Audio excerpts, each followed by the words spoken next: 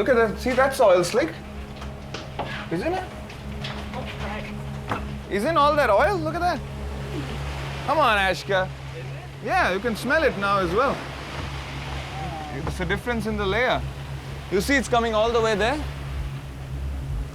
There's the slick. Yeah. Where? You see the difference coming from the ship all the way? That's a slick. This is an image that comes from a satellite. It shows a ship, and it shows the path of oil behind that ship. Aerial surveillance shows an oil slick in the wake of a ship. This is evidence of a crime.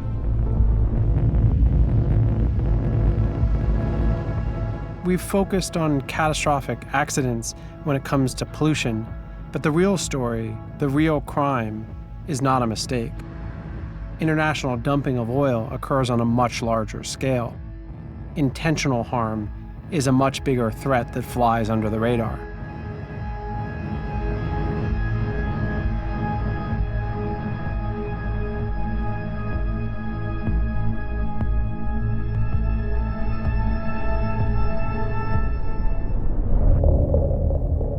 Two-thirds of the planet is covered by water. It's our planet's wildest frontier, breathtaking as much as it is vital to all life. A place of discovery and endless reinvention, a metaphor for freedom, as well as a profoundly dystopian realm where the darkest of all humanities play out. Over 50 million people work at sea, and human rights and environmental abuses often occur with impunity. 6 of you. 6 people. We are sleeping in here. So hot.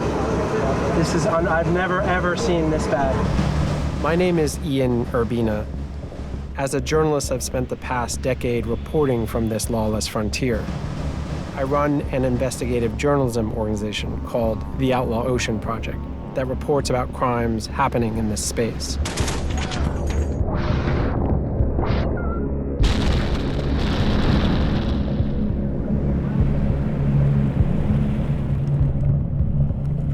This is the Outlaw Ocean.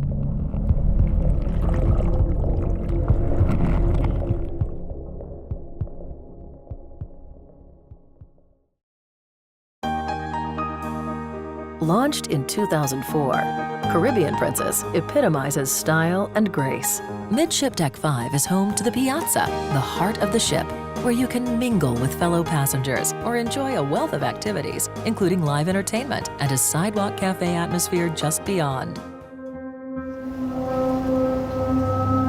Cruise ships sell luxury, freedom, and escape, but beyond the dream, they're supersized floating cities that impact the oceans in hidden and often catastrophic ways. The idea that the biggest of them all, the richest of them all, is deliberately violating the entire maritime regime designed to protect the oceans, that's a big deal. Large ships burn the dirtiest fuel on the planet, and they are bigger polluters than the aviation or car industries. It's hard to think of any other industry where there's an environmental crime that's so prevalent, so common. But there's money to be saved by flushing waste into the sea. From bilge to black waters, the sewage of thousands of passengers flushing their toilets several times a day. And sometimes they even resort to the magic pipe. This is what's called a magic pipe. And it's got the oil-soaked rag that was on the ship, and it's still, if you're sitting in this room, it still smells like oil. Why do we call it a magic pipe? Because the oil magically disappears. Good morning. A whistleblower discovered the elaborate workaround system on Princess ships 3 years ago and alerted investigators. The ships were using a so-called magic pipe to divert oily water and then dumping it illegally into the ocean. Investigators charged the cruise line had been dumping thousands of gallons of contaminated water for at least 8 years. Whistleblowers are all too rare, but in this high-profile case that hit headlines, someone was willing to speak up. One of the crew members, a fitter, was asked to build a bypass system, and he refused at first. He was threatened with his job. He was so angry about having to make the pipe, he created a little black book, and then he recorded every time that they dumped overboard. The Caribbean Princess, owned by Carnival Cruise Lines, was issued a record $40 million fine in 2016.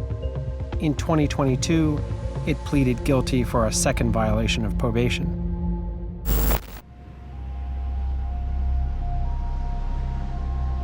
There's nobody out there on the high seas.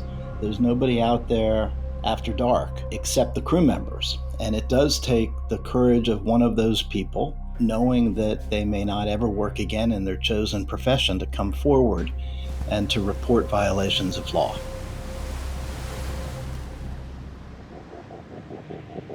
The young whistleblower never worked on the high seas again, and magic pipes continue to exist.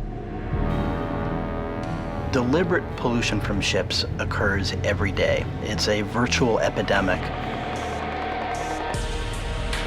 The practice of dumping waste at sea was perfectly legal for most of maritime history. Dilution is the solution to pollution was even a scientific mantra during most of the 20th century.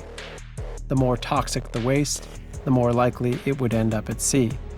From weapon dumping to nuclear testing, oceans would absorb all.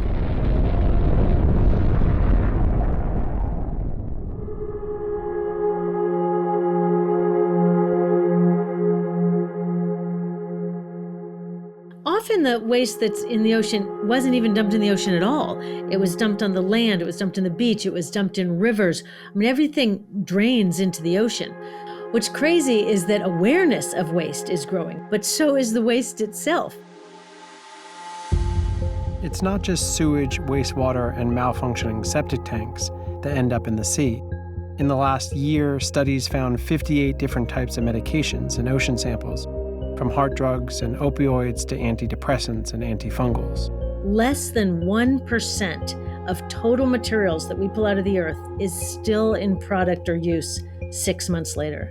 That means 99% of the stuff that we are mining, logging, harvesting, extracting, 99% of that is waste in less than 6 months. And that is just no way to run a sustainable economy. For millennia, the assumption was that the ocean could absorb and metabolize all, regenerating endlessly. Today, we know this is absolutely untrue. Oil companies compete with each other in taking the petroleum molecule apart and rearranging it into fabrics, cosmetics, weed killers, a whole galaxy of things. We need an environmental design revolution to take some of our everyday products like plastic out of existence. This pilot whale is stranded, starving to death.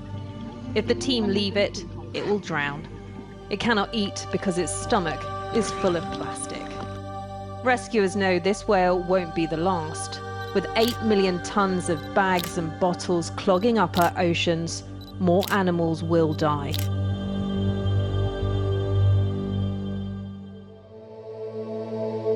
Recycling is one step, but it's not a long-term solution. Its impact is minimal. Globally, it's less than 9% of plastic that has ever been produced has actually been reprocessed. That means that 91% of all the plastic that's ever been produced, that is millions and millions and millions of tons, 91% is either buried in a hole in the ground, burned in an incinerator, or is in the ocean. It is dumped somewhere.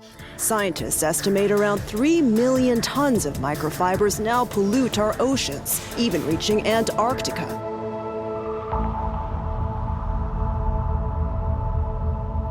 Every second breath we take, we owe to our oceans. They clean the air and stabilize our planet's temperature. Their good health is fundamental to surviving climate change. The oceans might be vast, but they are not indestructible. More than any other crime in the outlaw ocean, waste spewed into the waves will eventually affect us all.